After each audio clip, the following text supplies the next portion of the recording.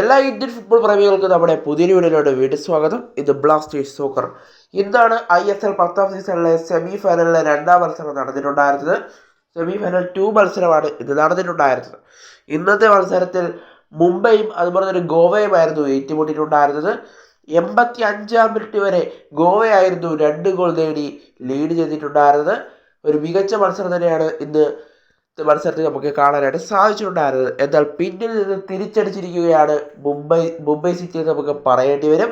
കാരണം 5 മിനിറ്റിൽ 3 ഗോളുകൾ തിരിച്ചടിച്ചുകൊണ്ട് ജയം പിടിച്ചു വാങ്ങിയിരിക്കുകയാണ് മുംബൈ സിറ്റി എന്ന് തന്നെ നമുക്ക് പറയേണ്ടതായിട്ട് വരും.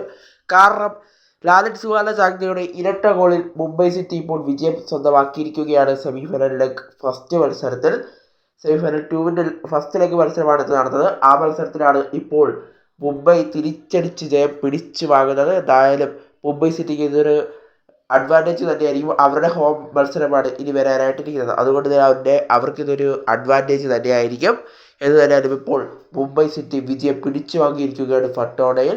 ഇനി ഒരു ഗോൾ കൂടി അടിച്ചാൽ മാത്രമേ സെക്കൻഡ് ലെഗ് മത്സരത്തിൽ ഗോവയ്ക്ക് ഒപ്പമെത്താനായിട്ട് സാധിക്കുകയുള്ളൂ. എന്നാൽ ഗോവൻ ആരാധകർ നിരാശരായി തന്നെയാണ് ഫട്ടോണയിൽ നിന്നും മടങ്ങിയത്. എന്നാലും ഇപ്പോൾ മുംബൈ സിറ്റി 1 ഗോളിന് മുന്നിലാണ് ഇപ്പോൾ. ഇനി സെക്കൻഡ് ലെഗിൽ ഗോവ തിരിച്ചടിച്ച് ഗോവയ്ക്ക് തിരിച്ചു വരാനായിട്ട് സാധിക്കുകയുള്ളൂ.